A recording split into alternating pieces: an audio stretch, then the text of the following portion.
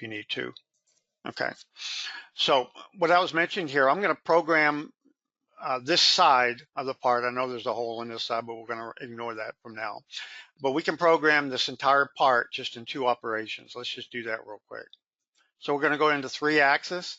We're going to go into horizontal roughing, and we're going to, we're not going to select anything for the containment region. We're going to let it figure out everything that the tool can get to automatically. New users, sometimes they get confused here because they think, well, I got to select something. You only have to select something if you want to contain the toolpath to an area, like in this pocket. You would have to, select the perimeter of the pocket. But you don't, for this exercise, we're not going to select anything. We don't have a tool, so let's go ahead and create a tool real quick. We're going to create an end mill. This part is in millimeters, so let's just create just a small enough tool. I'm not sure the dimension on the part, so we're just going to go a 6mm end mill.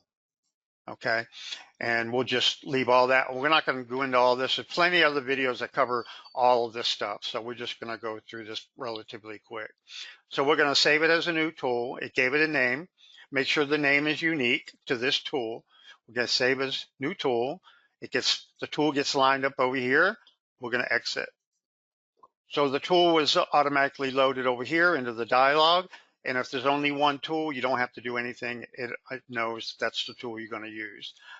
Feeds and speeds, we're not going to get into all this for now. The clearance, it gives you a default clearance plane. We'll use that. Again, this is 3-axis horizontal roughing. So it's going to rough all the areas in this part out that the tool can get to. And it's going to do it all based on these parameters.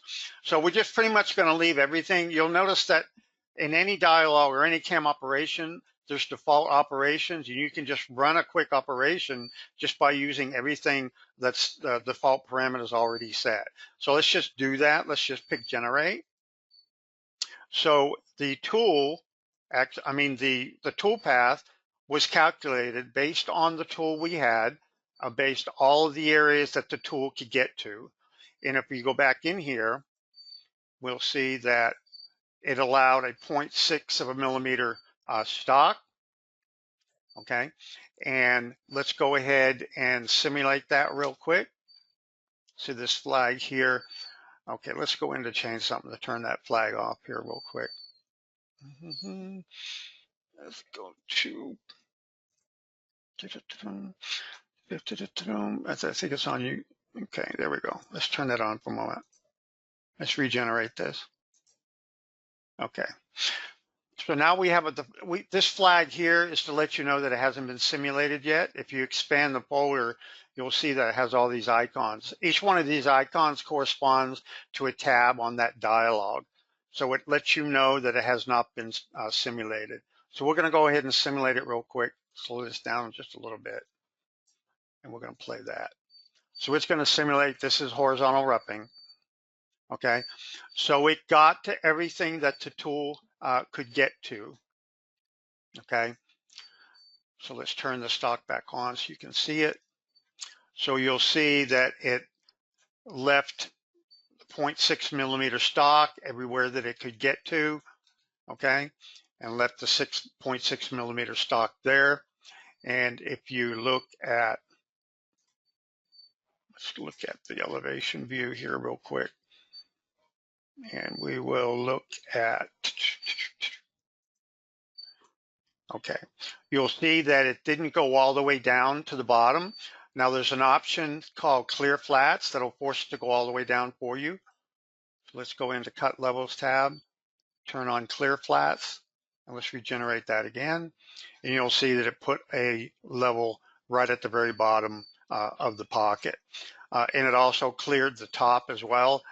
If you don't want that, I won't get into that, but you can eliminate that by setting your heights, your Z height, your maximum height, and your lowest height.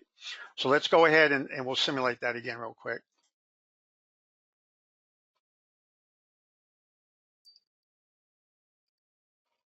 Let's just pause, go to the end. Okay. Now, since we're in here, if you don't want to have that up there, let's go back in there real quick. and we'll set the top level, and we'll pick a point right here for now. And it says it's at Z0, okay? We're gonna just do a negative 0.01, say. Let's generate that. So it got rid of that top level, and it actually started at 0.01 with the maximum height, which is fine because we're just cutting down on levels anyway. Okay, so let's just simulate that again real quick. Pause it, go to the end. Okay, so we got that simulated, and we're going to go ahead and do another operation of the 3-axis. We're going to do a horizontal finishing this time, and we're going to leave it. We're not going to select anything, and we can use the same tool, or we can create another tool. We'll just leave the same tool. As I said, we're not going to select anything. We're going to go into cut parameters. Make sure your stock is set to 0, okay? And the same cut levels, this will be fine. We've already cleared the flats, so we don't need to clear any more flats. Actually, let's do the clear flags. Let's see how that works. We'll do the same, minus 0.1. Okay. Other options here, we're not going to go through all of them, but basically what I'm getting at, this is going to be a finishing operation, all in one, okay? So let's go with arcs, and let's generate this real quick. Okay, so it actually did the entire part. If you don't want to do the outside as well, you can go back into here, and we can just create a, select these perimeters. We can just go around. Actually, let's escape out of that. Let's do a flat area, and we'll just pick the bottom. And we don't want that either. Let's undo that. And we'll just use this perimeter here. And what this is doing is this, as I mentioned, if you select anything, it's actually containing the toolpath. So what that did is it eliminated the outer perimeter, and it just forced it to go to only what's on the inside. So let's simulate that. So basically, if you look at this here, it machined all those together. And also, if the tool was small enough, it would have included these holes as well. I'm not going to go back in and do those, but you get the idea. Basically, I'm going to do a quick recap here. If you have a 3D part, that's really what you want to use. If you have a solid model, that's even better. If you're opening, getting a file from another, say a client, and if it's not a Rhino file, ask for a 3D solid model file, preferably a step file. If you don't have a step file, get an IGES file. Those two formats will define all of the 3D surfaces that you need. Okay, is there any questions, Joe? I'm going to move over to Visual CAD CAM to do a 2D part.